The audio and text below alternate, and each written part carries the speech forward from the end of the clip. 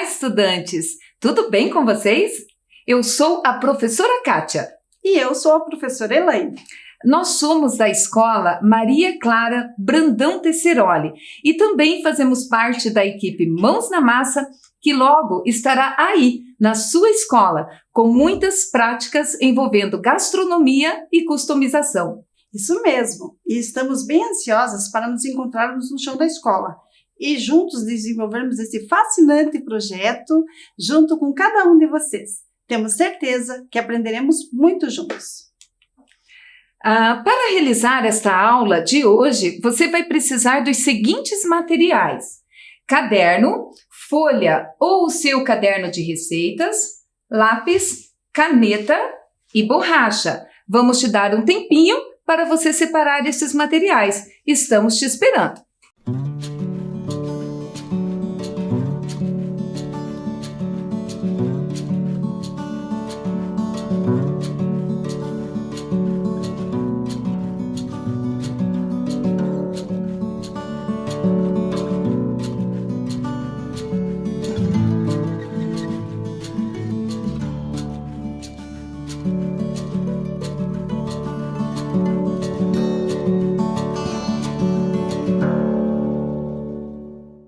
Agora que você já pegou o seu material, anote a data e o tema da aula de hoje. Mais um tempinho para você.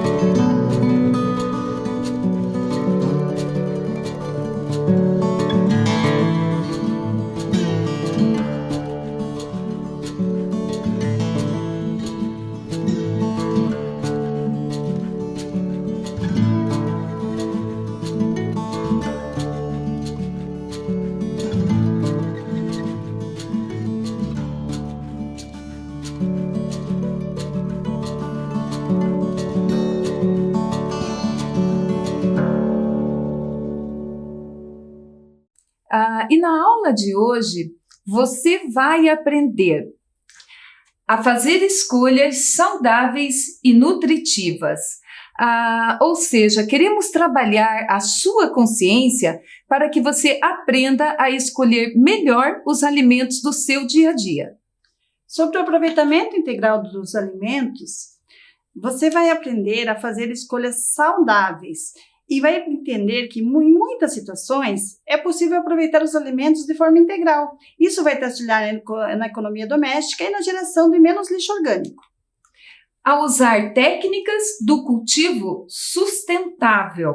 Para aprender um pouco sobre isso, nós vamos conhecer um local bem bacana aqui em Curitiba, chamado Fazenda Urbana. Você vai conhecer métodos alternativos e simples de cultivo que podem ser empregados na nossa própria casa. E já que o nome do projeto é Mãos na Massa, nós vamos te convidar para fazer isso mesmo, colocar as mãos na massa e aprender algumas coisas bem legais. Na prática artesanal, você vai aprender a plantar na sua própria casa com materiais alternativos e acessíveis, como as garrafas PETs. E ainda vai aprender como cultivar alguns alimentos usando sementes e frutos de legumes que você pode ter bem aí na sua casa. E na prática de gastronomia, vamos aprender sobre o aproveitamento integral dos alimentos. Olha que bacana, né? Você sabia que é possível fazer pratos deliciosos e nutritivos usando talos e cascas de alimentos que normalmente você joga no lixo?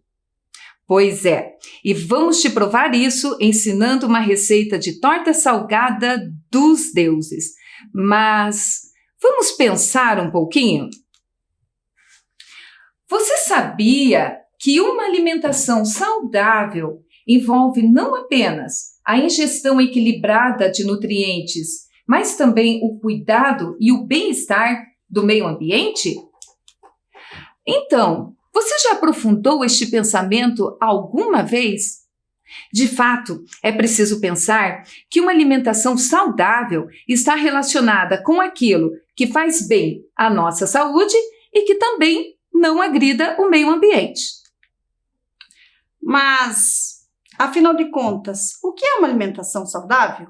Segundo o Guia Alimentar para a População Brasileira, a alimentação saudável é a que garante um direito humano básico, é adequada aos aspectos biológicos e sociais, é acessível às condições financeiras do indivíduo, é harmônica em quantidade e em qualidade, atende aos princípios da variedade, equilíbrio, moderação e prazer. É baseada em práticas produtivas adequadas e sustentáveis. Esta é uma citação muito importante, porque nos ajuda a refletir sobre a alimentação saudável. Notem que ela está relacionada a inúmeros aspectos da nossa vida em sociedade, inclusive nas práticas sustentáveis de produção dos alimentos que ingerimos. O problema é que nem todos os alimentos que encontramos no mercado e nos restaurantes são benéficos para o nosso organismo. Alguns alimentos são industrializados ou ultraprocessados que contêm aditivos na sua composição. E estes aditivos podem causar doenças ao nosso organismo, como pressão alta, obesidade infantil, doenças cardíacas. Há também alimentos que são produzidos com muito agrotóxico. E como você já sabe, o uso indiscriminado de veneno pode acarretar sérios danos para a nossa saúde e para o meio ambiente, sobretudo pela contaminação do solo e dos sistemas hídricos. E é exatamente por isso, professora Kátia, que devemos fazer escolhas saudáveis e dar preferência por alimentos frescos ou minimamente processados, em especial aqueles produzidos pelo pequeno agricultor. Vale muito a pena frequentar os sacolões e procurar alternativas nutritivas e, se possível, complementar a dieta com alimentos cultivados nas nossas próprias hortas e nas hortas comunitárias que podem estar pertinho da sua casa. Bem isso! Como vimos no Guia Alimentar que foi elaborado pelo Ministério da Saúde, uma alimentação saudável está ligada às práticas de produção, ou seja, como este alimento foi produzido, possui muitos aditivos e corantes na sua composição? Ele foi cultivado com agrotóxicos? Ele envolveu o uso indiscriminado de água e causou a contaminação do solo? São questões importantes que temos que considerar sempre no momento da escolha dos nossos alimentos. Veja aqui algumas fotos da fazenda urbana. Trata-se de um lugar inovador que existe aqui, na cidade de Curitiba e no bairro do Cajuru, e que promove a educação para a prática agrícola sustentável. Vamos conhecer um pouco sobre este espaço? Acompanhe o vídeo. Nós vamos conhecer um pouquinho da Fazenda Urbana, que é um local dedicado à educação para as práticas agrícolas sustentáveis da nossa cidade. A Fazenda Urbana é um espaço inédito no Brasil com este tipo de preocupação. Aqui é possível visualizar muitos canteiros feitos com materiais alternativos e que normalmente vão para o lixo. Esses canteiros são cultivados com uma variedade incrível de plantas a partir de métodos tradicionais de cultivo. Se tiver a oportunidade, venha conhecer a Fazenda Urbana. E hoje nós estamos aqui e vamos conversar um pouquinho com o engenheiro Marcos, que é o responsável por esse lugar tão importante para Curitiba. Curitiba é uma cidade que sai na vanguarda há décadas em defesa dos cuidados do meio ambiente. Temos percebido um forte movimento de incentivo e cultivo sustentável em pleno espaço urbano. E um estímulo para que as famílias cultivem alguns alimentos em suas próprias casas, mesmo quando o espaço é pequeno ou limitado, como é o caso dos apartamentos. Qual o posicionamento da Fazenda Urbana em relação a essa questão? Que tipo de contribuição ela pode fornecer à comunidade em geral? A principal contribuição da fazenda é a nossa capacidade de ensinar as pessoas a fazer agricultura na cidade. Que quando nós pensamos em agricultura, a gente pensa sempre numa região do interior, grandes plantações e, na verdade, em pequenos espaços, dentro do apartamento, dentro do quintal, por menor que ele seja, você sempre consegue cultivar um alimento. Se não tudo aquilo que você produz, mas um tempero, uma flor comestível. Então, entender que a cidade também é local de plantio. Objetivamente falando, quais as diferenças mais marcantes entre o tipo de cultivo praticado aqui na Fazenda Urbana e a prática agrícola comercial? A maioria da prática agrícola comercial, falando de uma forma geral, é no sistema convencional. Então aqui na Secretaria de Segurança Alimentar a gente preza pelo cultivo sem agrotóxico. Também existe cultivo orgânico em outros locais fora aqui de Curitiba também. E outra questão é a questão da escala e da quantidade. Não são grandes plantações com um tipo de cultura apenas, mas muitas culturas diversificadas num espaço pequeno. Então, isso seriam as duas principais diferenças. Ótimo, maravilha. Nós tivemos a feliz oportunidade de fazer uma capacitação aqui pelo nosso projeto Mãos na Massa, e onde nós aprendemos muito sobre o aproveitamento integral dos alimentos e também sobre a menor quantidade de geração de lixo orgânico mandada novamente para o aterro. Então, tudo que é consumido, ele gera um resíduo. Muitos desses resíduos eles podem ainda compor a natureza através de compostagem, Então, eles não têm que ocupar espaço de aterros sanitários, que é uma questão ambiental muito importante. E a outra questão também é que com o aproveitamento integral, muitas partes altamente nutritivas das plantas que nós não estamos habituados a consumir passam a fazer parte das nossas refeições.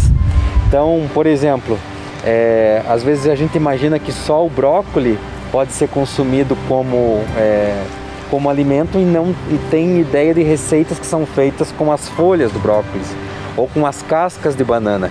Então, tudo que é administrado como nutrição deixa de ocupar espaço no lixão.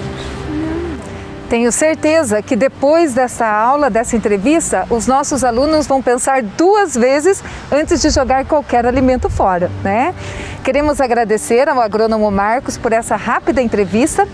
Nós aprendemos muito e temos certeza que os nossos estudantes em casa também aprenderam muito. Obrigada pelo seu tempo. Eu que agradeço vocês. Então quero agradecer muito a presença das professoras aqui na Fazenda Urbana e nos colocamos à disposição para todo o aprendizado em relação à agricultura e boa alimentação.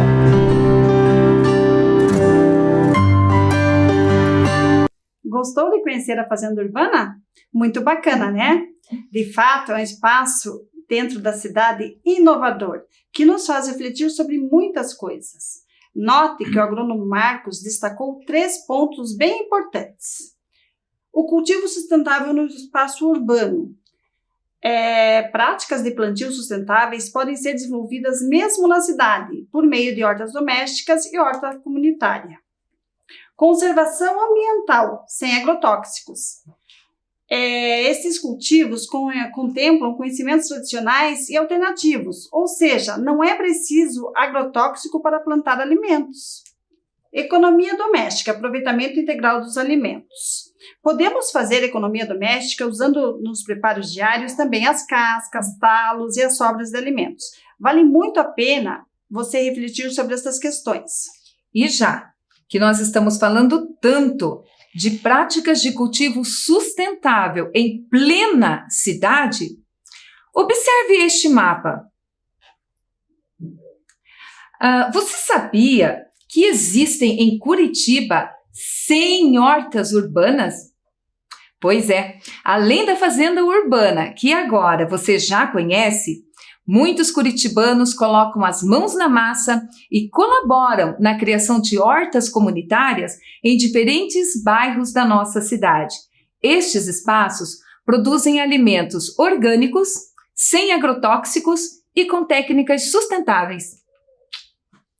Bem isso. E algumas dessas hortas comunitárias deram tão certo que foram até ampliadas. No mês de maio deste ano, por exemplo, o bairro do Alto Boqueirão teve ampliada a sua horta Folha do Pantanal, que tinha sido inaugurada em 2018. Este espaço já produziu cerca de 40 toneladas de alimentos frescos, que foram cultivados por 65 produtores urbanos. Além do acesso a alimentos saudáveis, nutritivos e sem agrotóxicos, muitas famílias aprendem e divulgam técnicas de cultivo sustentável. E o conceito do cultivo sustentável, professora Elaine, invadiu também as escolas municipais de Curitiba, Verdade. que, com a colaboração dos alunos, desenvolvem hortas incríveis no espaço físico da própria escola. E você, estudante, já teve a oportunidade de colaborar com a horta da sua escola? Vocês realmente dão show quando o assunto é sustentabilidade.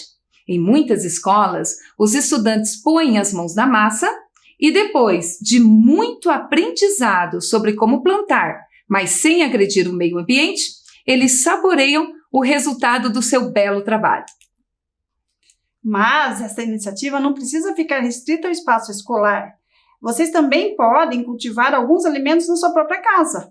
A forma mais fácil de começar esse projeto é plantando temperos em vasinhos como esses aqui, no seu próprio quintal. Assim, rapidamente você vai ter à mão tudo o que você precisa nos seus preparos diários. E melhor, tudo fresquinho, sem veneno.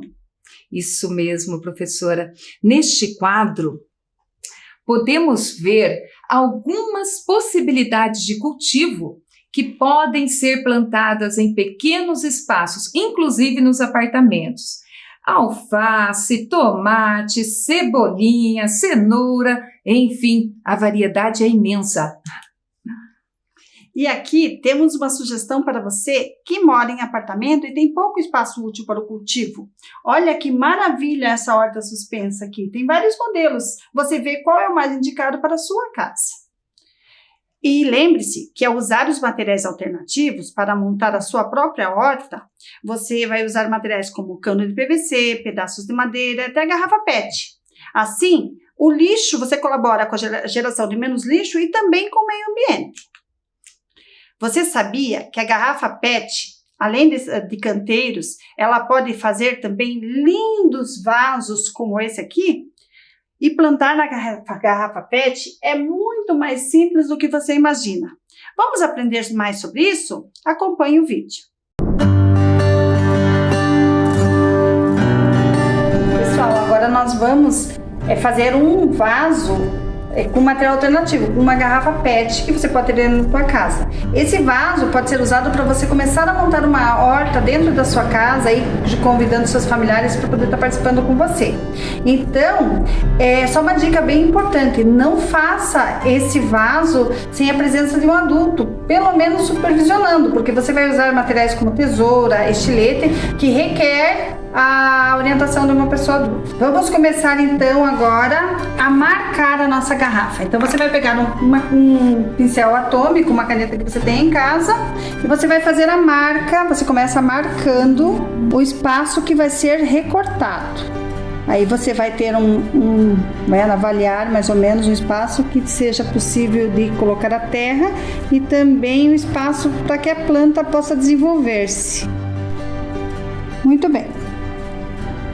Feito isso, você vai agora pegar um estilete ou uma faca, um material cortante, com o apoio de um adulto, você vai marcar o início do corte. Não precisa cortar tudo com o estilete, só vai marcar o início do corte. Feito isso, você pega uma tesoura, coloca naquele espaço que você fez a marca e você vai recortar com a sua tesoura com o apoio do adulto. Se você quiser, você pode pedir para esse adulto fazer esse recorte para você, para facilitar.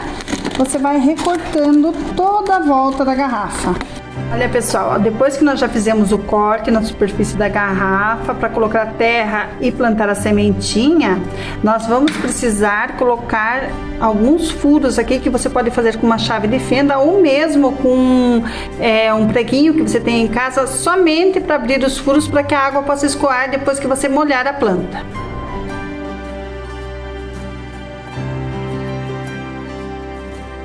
Para essa fase da nossa produção do vaso, nós vamos, depois de furado aqui, nós vamos precisar forrar o espaço onde a gente está trabalhando com um papel velho que você tem aí, um pedaço de papel craft, porque você vai mexer com tinta, né? Então, eu escolhi uma tinta branca porque eu já tinha uma tinta branca aqui, que eu pintei o móvel, sobrou, então eu vou aproveitar integralmente esse restante de tinta e vou decorar o meu vaso.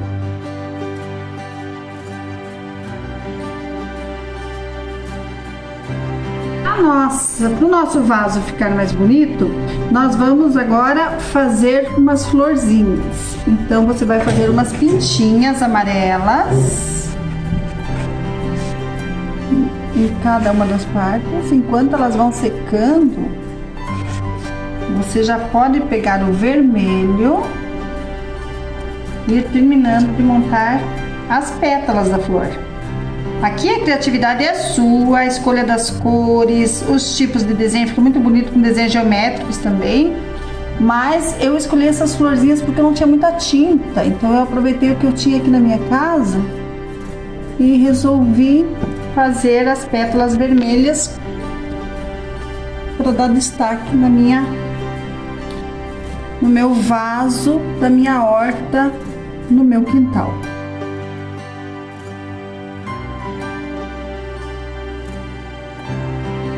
Muito bem, pessoal, aqui está o nosso vaso com material alternativo, com garrafa PET, material reciclável, que vai se tornar um belo vaso para eu poder iniciar o meu jardim, a minha horta no meu quintal. Nossos vasos sustentáveis já estão prontos. Você pode escolher as sementes que você quiser para iniciar sua horta e vamos iniciar mãos na massa.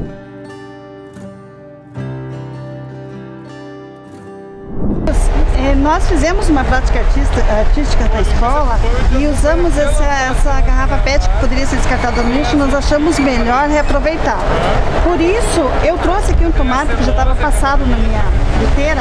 Eu gostaria de saber se nós podemos usar esse tomate para fazer o plantio. Com certeza. Então, um plástico muito interessante para fazer um mini canteiro, porque ele é um material, né, que não se degrada muito facilmente na natureza. Então, aqui a gente primeiro vai fazer uns furinhos aqui embaixo, né, para a água poder não acumular aqui dentro.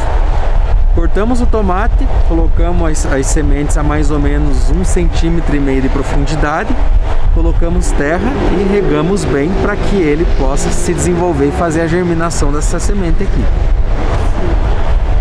E aí, depois de feito isso, ele pode permanecer nesse mesmo vaso ou há necessidade de troca de vaso? Olha, se eu deixar um pezinho de tomate aqui, ele pode crescer aqui. Se eu colocar várias sementinhas, daí quando estiverem com altura aproximada de 10 centímetros, daí eu transfiro para um canteirinho. É que eu fiz essa experiência na minha casa e eu queria mostrar para você o resultado. Você quer dar uma olhadinha? Olha só. Aqui, ó, olha como ficou o que eu plantei. Então, só que eu não sei plantar, né? Então eu gostaria de ter aí a tua orientação para poder. Olha, mas esse tomate está bem frutificado, né? Ele já tem um maduro aqui que já dá para ir para a cozinha. E são 2 pezinhos. O importante é que esses 2 pezinhos estão dividindo o espaço de terra e água. Se eu tiver mais do que isso, a tendência é que o tomate fique um pouquinho menor. Mas isso é para vocês verem como qualquer espaço com água e uma boa terra é possível produzir um alimento livre de agrotóxico, né? E ainda por cima reutilizando um material que na natureza seria um resíduo não reciclado. Exatamente. Então tá certo. Eu agradeço imensamente e tenho certeza que os nossos alunos vão começar a fazer agora os seus mini jardins dentro de casa. Obrigada. Então, o que achou dos nossos vasos feitos com garrafa PET? Quantas sugestões importantes, não é? Agora anote os materiais que você vai precisar para personalizar a sua garrafa. Uma garrafa PET, chave de fenda ou parafuso para perfurar, tesoura e estilete para cortar, tintas variadas e pincel para colorir. Depois, é só usar a sua criatividade e fazer uma linda decoração no seu vaso. Tire fotos e mande para o nosso projeto. E lembre-se que a presença de um adulto é muito importante neste processo, ok? Daremos um tempinho para você copiar esses materiais e anotar o nosso e-mail.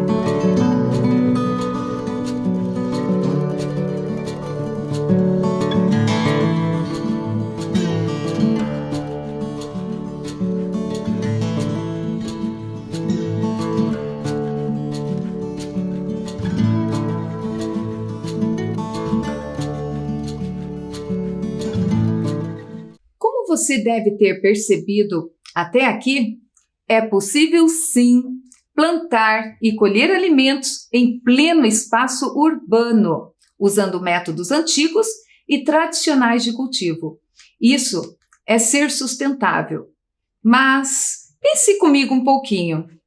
Quando será que as cidades deixaram de ser produtoras de alimentos?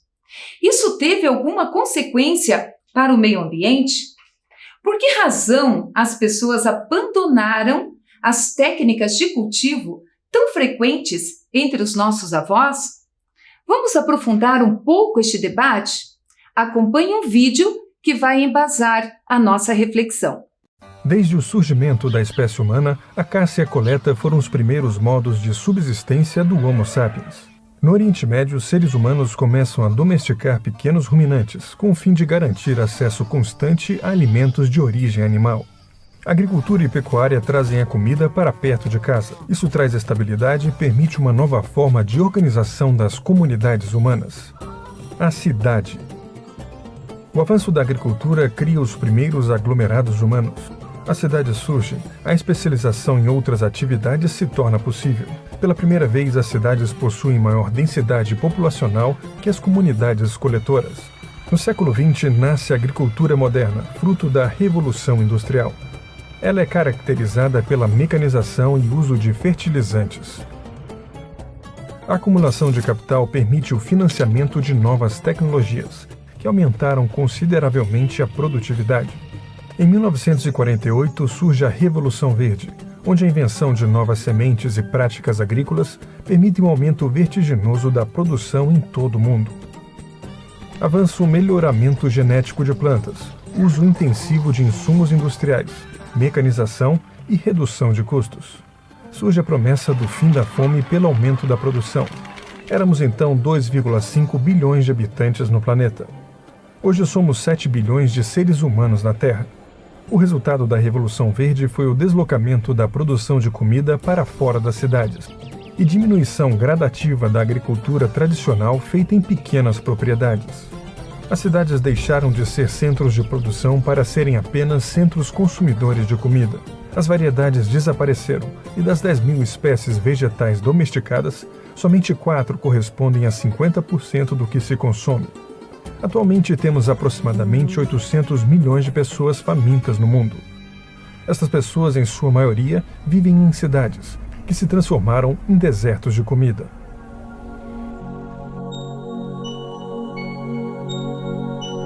Como você percebeu na animação, desde a pré-história, a agricultura e a criação de animais estiveram presentes na vida dos primeiros grupos humanos. E foi por conta destas atividades que eles deixaram de ser nômades e se tornaram sedentários, ou seja, passaram a ter moradia fixa. Verdade.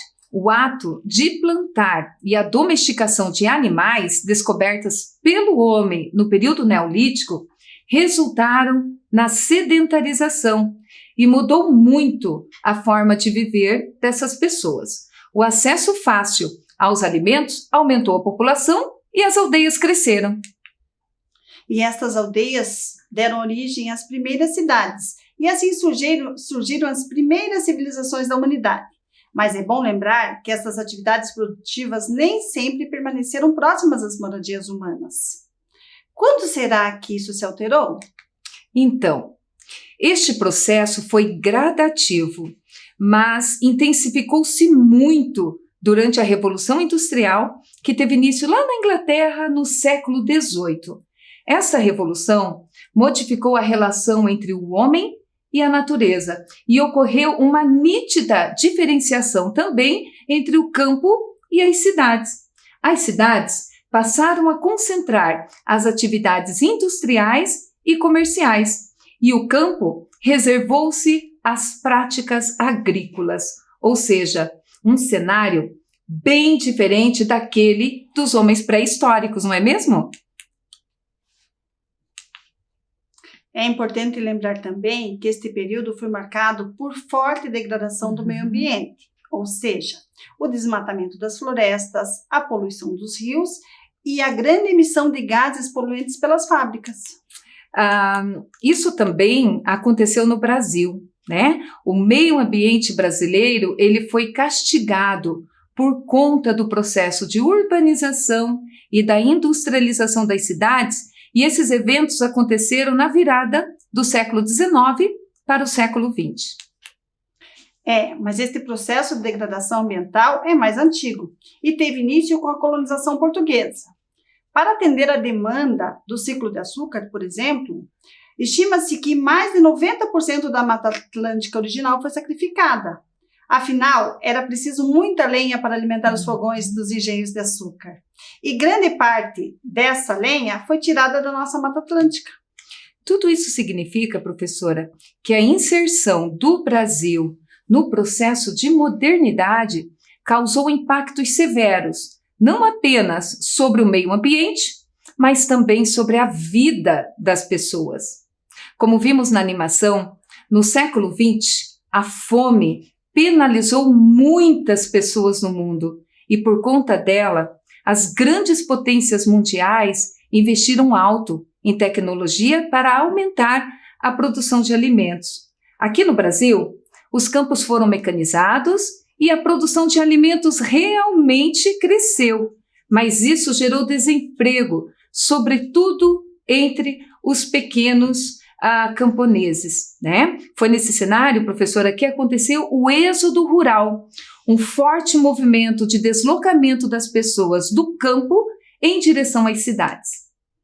Observe nesse quadro, porque ele retrata bem o processo chamado êxodo rural. Percebam que ele está relacionado com a urbanização e industrialização das cidades brasileiras. A mecanização beneficiou os grandes produtores rurais, pois eles tinham recursos para modernizar as suas produções. Os pequenos camponeses, por sua vez, perderam suas fontes de sobrevivência e migraram para as cidades. A maioria, entretanto, não tinha qualificações profissionais suficientes e se depararam com o desemprego. E foi assim, então, que as cidades passaram a concentrar muitas pessoas e se tornaram centros consumidores de produtos. O crescimento desordenado, né, das cidades trouxe muitos, mas muitos problemas. Consumismo desenfreado, geração de muito lixo, poluição da água, do solo e do ar, diminuição das áreas verdes e até fome, pois as cidades deixaram de produzir alimentos e se tornaram verdadeiros desertos de comida. Isso mesmo, professora Kátia. E é por conta das consequências negativas desse processo que hoje discutimos tanto a sustentabilidade urbana, cujo maior desafio é a gestão socioambiental, ou seja, como transformar os grandes centros urbanos em locais sustentáveis e agradáveis para viver? Portanto, é preciso mais políticas públicas e ações individuais de todos nós para que possamos garantir o bem-estar social de todas as pessoas sem impactar negativamente com o meio ambiente. Isso mesmo. E uma cidade sustentável é também uma cidade que se preocupa com a geração de menos lixo, como aquele lixo que nós produzimos todos os dias nas nossas casas quando preparamos as nossas refeições. Que tal gerar menos lixo aprendendo uma receita que ensina a aproveitar integralmente os alimentos? Acompanhe o vídeo de uma receita que foi ensinada pelo chefe Rafael Utimura. Olá, estudantes! Eu sou a professora Kátia e estamos aqui hoje na cozinha da Fazenda Urbana para fazer uma receita deliciosa. Vocês sabiam que é possível fazer uma receita de torta salgada usando talos e cascas de alimentos que normalmente vão para o lixo? Pois é, isso se chama aproveitamento integral dos alimentos e é este conceito que nós vamos aplicar na nossa receita de hoje. Vamos começar então. De início, nós vamos colocar na frigideira um pouco de azeite e na sequência, já está tudo aqui preparadinho, separado, a cebola misturada com o alho. Não tem problema, pode refogar tudo junto. Sal a gosto de vocês. Além do sal, vocês podem estar colocando também um pouco de pimenta, de páprica, curry, enfim, o que for do gosto de vocês, vocês podem estar colocando nessa receita. Quando vocês perceberem que já está bem douradinha a cebola e o alho, vocês vão colocar a casca de abóbora processada ou picadinha. Então, pessoal, sabe aquela abóbora que a sua mãe usou para fazer aquele doce maravilhoso? Ou aquele refogado com batatas? Não joguem fora. Faça a higienização, guarde num pote e, no momento oportuno, vocês usam para fazer essa receita. Vocês também podem usar a casca de abóbora no preparo de sopas e de refogados. Fica muito bom. Depois de uns 2 minutos que a casca de abóbora estiver ali, junto nessa misturinha, vocês vão colocar os talos. Nessa receita eu separei aqui o talo de couve e o talo de brócolis. Então vamos incorporar aqui. O talo, vocês podem usar os talos da preferência de vocês. Então, se tiver em casa talo de couve-flor ou talo de agrião, se por um acaso vocês tiverem horta em casa e tiver beterraba, por exemplo, é possível usar o talo da folha da beterraba, da folha da cenoura, enfim, são alimentos que normalmente também as pessoas jogam no lixo, e que vai fazer toda a diferença nessa torta. Depois, então, que estiver bem refogado, vocês vão colocar a cenoura raladinha. Não tem problema usar essa cenoura com casca e tudo, desde que ela esteja bem higienizada. Então, depois da cenoura, eu coloquei o cheiro verde, a cebolinha e a salsinha picadinha. Então, praticamente, o recheio da nossa torta salgada já está pronto e nós podemos iniciar a segunda etapa da nossa receita. Enquanto o nosso recheio está esfriando um pouco, nós vamos fazer então a massa da nossa torta salgada. Neste momento é muito importante que você não se esqueça de deixar o seu forno aquecendo em 180 graus, ok? E para fazer a massa é tudo muito simples, basta misturar os ingredientes pedidos para essa parte da receita. Então vamos fazer isso, vamos usar um liquidificador. Primeiro a gente vai colocar o leite, o óleo, queijo parmesão, tá? O queijo ralado que vocês tiverem em casa. Se vocês não tiverem o queijo, não tem problema. A receita pode ser feita sem o queijo. É bom a gente colocar um pouco de sal. Sal também é a gosto. Eu gosto de sabores intensos na comida, então vou colocar pimenta de novo e vou colocar mais um pouquinho de páprica. Mas fica a critério de vocês. Só evitem de usar os produtos industrializados, né? Aquele temperinho pronto, porque eles não fazem bem para a saúde. Na sequência, nós vamos colocar os ovos. Não quebrem os ovos diretamente no liquidificador, porque você pode correr o risco de encontrar um ovo estragado e perder todos os ingredientes. Agora, vamos bater.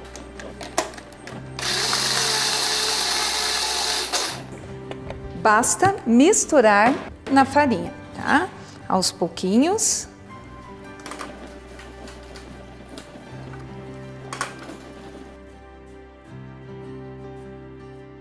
Ok, agora então a massa já está pronta. Só falta colocar o fermento. O fermento, pessoal, é a última coisa que a gente coloca numa receita. Eu vejo muitas pessoas comentando que o bolo não cresceu porque iniciou o processo com o fermento e ele perdeu o efeito. Então o momento ideal é agora, pertinho da hora de levar para o forno. Então vamos colocar uma colher de sopa e mexer bem. Agora então que você já misturou o fermento, basta fazer a montagem da torta. E para isso nós vamos precisar de uma forma. A minha já está untada com margarina e farinha.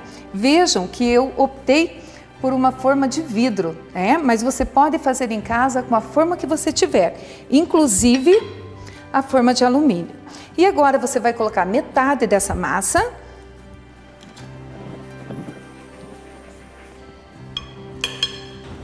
Vamos espalhar o recheio.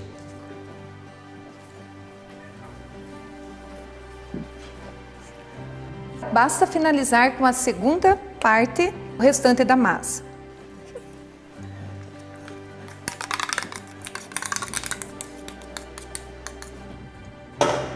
Espalhe bem com uma colher, vai dando uma alisada por cima, até que você consiga cobrir todo o recheio.